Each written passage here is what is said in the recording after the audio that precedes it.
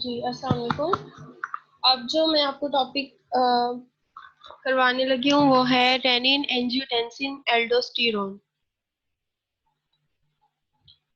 Rennin angiotensin aldosterone system, इसे हम लोग रास भी बोलते हैं, plays an important role in regulating the blood volume and systemic vascular resistance, which together influence the cardiac output and arterial blood pressure.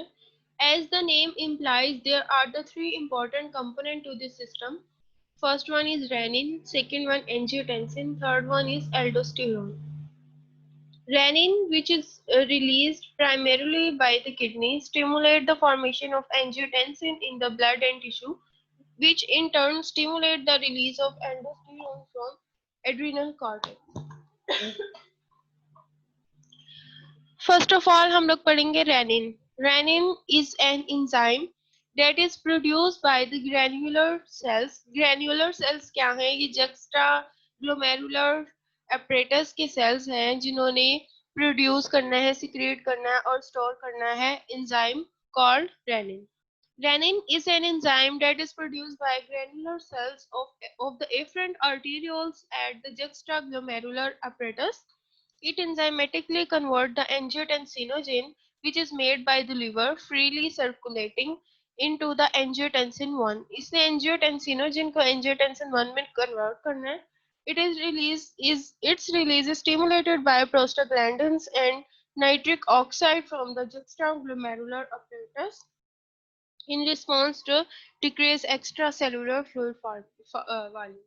मतलब जब extra cellular fluid volume जो है वो डिक्रीज हो जाएगा तो जो प्रोस्टाग्लैंडिन्स और नाइट्रिक ऑक्साइड जो है वो जो जुक्सटाग्लोमेरुलर अपरेटस में है उन्होंने क्या करना है, रेनिन का स्टिमुलेशन, उसको स्टिमुलेट करना है रेनिन के रिलीज को।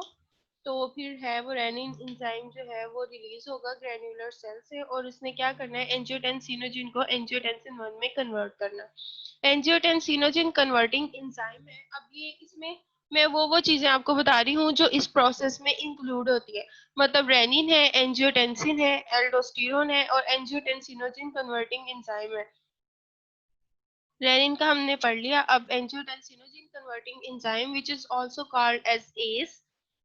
ACE is not an hormone, but it is functionally important in regulating the systemic blood pressure and the kidney function. It is produced in the lungs. Sorry, last lecture में मेरे मुंह से liver निकल गया था कि मतलब एस जो है वो लिवर से आ रहा है, लेकिन ये लंग्स में से आता है। But bind to the surface of endothelial cells in the afferent arterioles and glomerulus. It enzymatically converts the inactive angiotensin 1 into the active angiotensin 2. ACE is important in raising the blood pressure.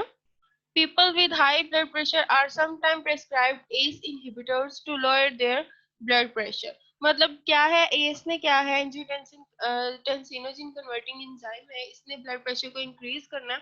तो जिनमें फिर patient में blood pressure increase होता है उनमें फिर ACE inhibitors दे देते हैं।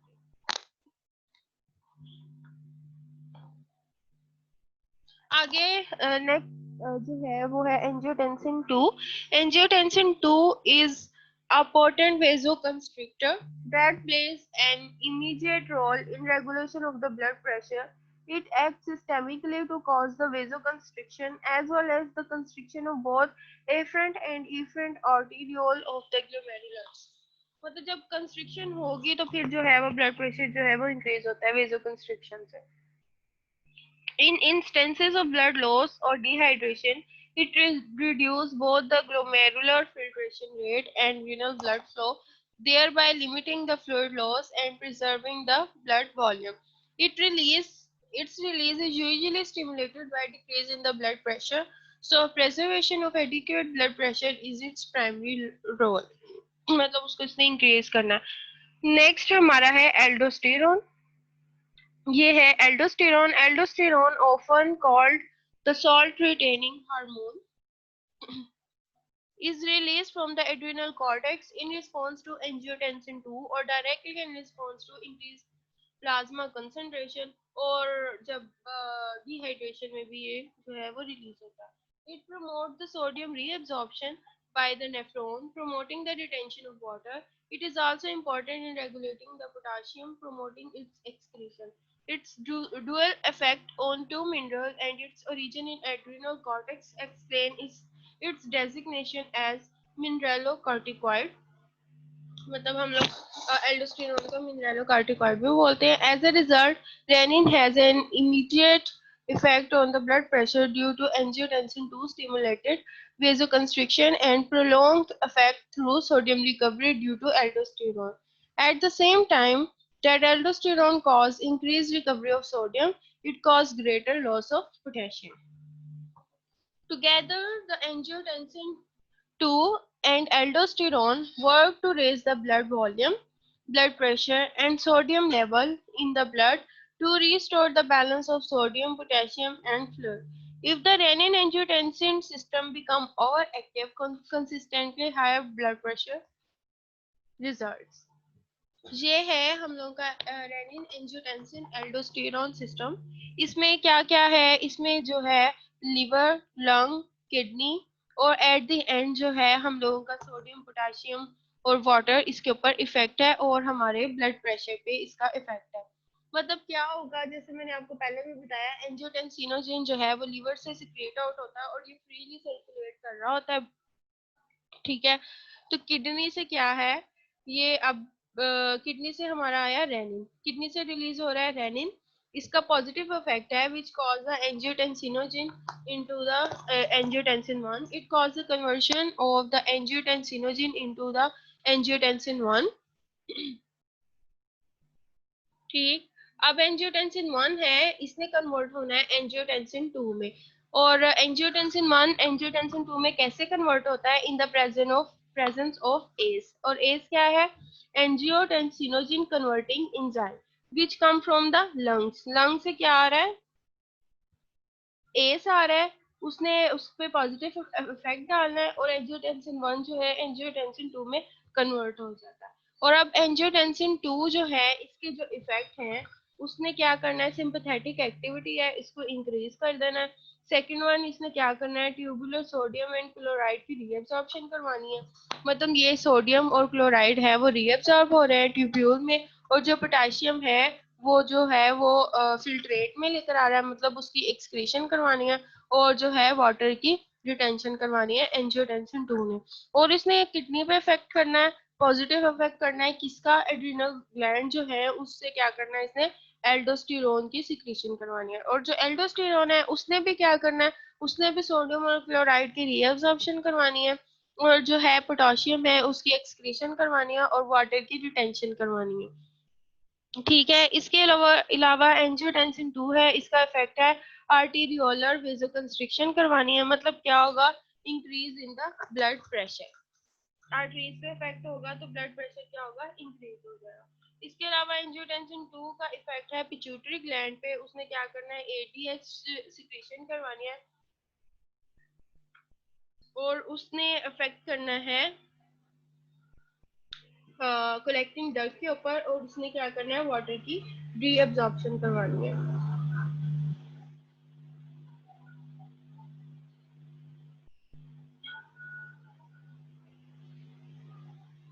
अब ये क्या हो जाएगा कि एक इसका ये नेगेटिव इफेक्ट आ रहा है, वाटर एंड साल्ट रिटेंशन जब हो जाएगी तो इफेक्टिव सर्कुलेटरी वॉल्यूम इंक्रीज, मतलब ब्लड प्रेशर भी इंक्रीज हो गया, वॉल्यूम इंक्रीज हो गया, सर्कुलेटरी वॉल्यूम इंक्रीज हो गया, वाटर साल्ट रिटेंशन भी हो गई।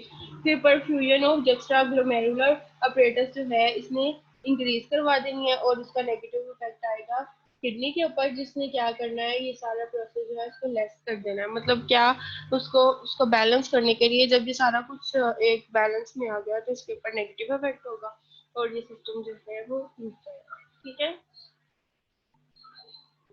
क्या था इसमें, लीवर से जो है एंजियोटेंसिनोजिन आ रहा है, लंग से आ रहा है एस आ रहा है, रेनिन ने आना है किडनी से आना है, एल्डोस्टेरोन ने भी एड्रेनल ग्लैंड, वो किडनी के कॉर्टेक्स में जो है एड्रेनल ग्लैंड उधर से रिलीज होना है। ठीक है, एंजियोटेंसिन 2 के ये सारे इफेक्ट्स हैं।